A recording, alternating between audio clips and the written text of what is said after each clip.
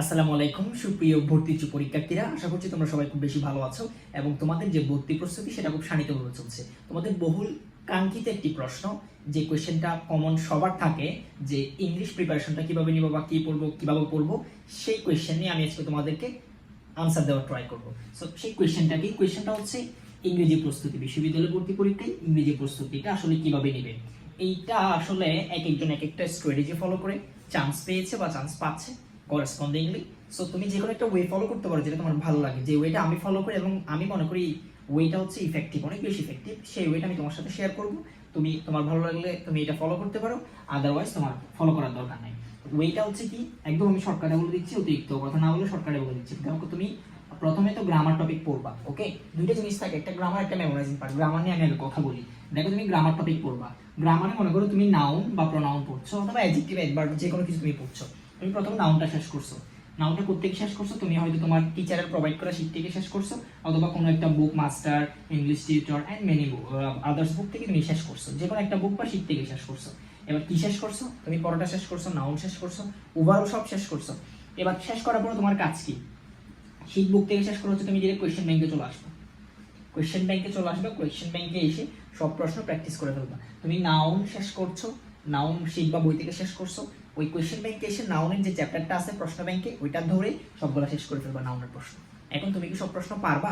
যদি তুমি সব প্রশ্ন পারো ওয়েল, যদি সব প্রশ্ন পারো তোমার প্রস্তুতি ভেরি গুড। আর যদি সব প্রশ্ন না পারো, কয়েকটা প্রশ্নের প্রবলেম থাকলে এগুলো মার্ক করবা, মার্ক দা প্রবলেম, এগুলো মার্ক করে তোমাদের টিচারকে সলিউশন ক্লাস দিলে তখন দেখাবা। তো এটা হচ্ছে ওভারঅল প্রসেস। শুধু নাউনের জন্য নয়, এরপর তুমি প্রনাউন শেষ করো, শীট বা বই থেকে আবার কোয়েশ্চেন ব্যাংকে আসো, প্রনাউনের সব প্রশ্ন প্র্যাকটিস করো, পারলে ভালো, না পারলে কোয়েশ্চেনগুলো মার্ক করো। মনে করো তুমি ম্যাক্সিমাম কোয়েশ্চেন পারছো না, 60টা প্রশ্ন আছে, তুমি এখান থেকে 25 থেকে 30টা প্রশ্ন পারতেছো না, তার মানে তোমার প্রস্তুতি ভালো না। তুমি আবার যাও শীটে, আবার যাও বুকে, যে জিনিসগুলো পড়ছো আবার পড়ে আসো, ভালো করে মনোযোগ দিয়ে পড়ে আসো, ভালো করে মুখস্থ করে আসো, আদারওয়াইজ পারবা না। যদি তুমি 60-এর মধ্যে 50+ কোয়েশ্চেন পারো তাহলে তোমার প্রস্তুতি ভালো, বাকি কোয়েশ্চেনগুলো তুমি আস্তে আস্তে পারবা, প্রবলেম হবে না। সো এটা গেলো গ্রামার টপিক। গ্রামারে অনেকগুলো টপিক পড়তে হয়, আসলে হচ্ছে বি এর জন্য একটু ডিফারেন্ট থাকে, সি এর জন্য একটু ডিফারেন্ট, ডি এর জন্য একটু ডিফারেন্ট থাকে। কয়েকটা টপিক যেমন তোমার বি আর ডি তে লিটারেচারটা লাগবে, কিন্তু সি তে লিটারেচার লাগবে না, সি তে লিটারেচার থেকে প্রশ্ন আসে না। এমন কিছু টপিক আছে যেগুলোতে কোয়েশ্চেন সি তে আসে, বি তে আসে না, বি তে আসে, ডি তে আসে না, খুবই কম টপিক আসলে এরকম। তবে ম্যাক্সিমাম তুমি যদি অ্যাভারেজ হিসাব করো এমন কিছু টপিক আছে যেগুলো সবগুলোর জন্য ম্যান্ডেটরি, সবগুলোর জন্য পড়তে হবে। সো ওই টপিকগুলো আমি তোমাকে রিসেন্টলি এখনই নাম বলতে পারছি না, আমার কাছে লিস্ট করা আছে, তোমার লাগলে আমাকে নক করো, আমি তোমাকে প্রোভাইড করে দিব। এরপর হচ্ছে মেমোরাইজিং পার্ট।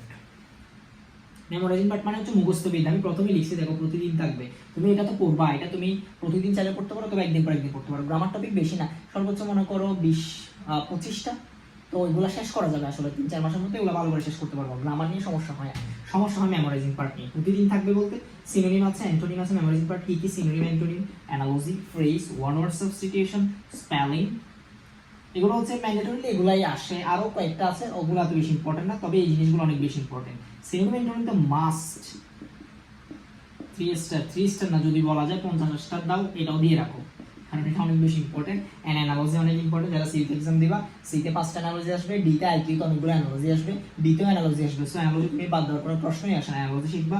সিনোনিম, অ্যান্টোনিম তোমার জন্য ফরজ হয়ে গেছে, সেটা শিখতেই হবে, আর কোনো কথা নাই। Phrase not mandatory, but 1 number আসতে পারে, বি বা ডিতে, সিতে আসবে না। ওয়ান ওয়ার্ড সাবস্টিটিউশন মানে হচ্ছে তোমার এক কথায় প্রকাশ, বি বা ডিতে আসবে, সিতে আসবে না। এরপর স্পেলিং, বি বা ডিতে আসবে, সিতে আসবে না। এইগুলো হচ্ছে তাহলে তোমার মেমোরাইজিং পার্ট, পড়বা, তোমার পড়া লাগবে। এখন তুমি কি করবে? প্রতিদিন থাকবে মানে হচ্ছে তোমার মনে করো সিনোনিম তুমি আজকে 10টা শিখছো, তারপরে তুমি আজকে 10টা হচ্ছে অ্যানালজি শিখছো, 5টা স্পেলিং শিখছো।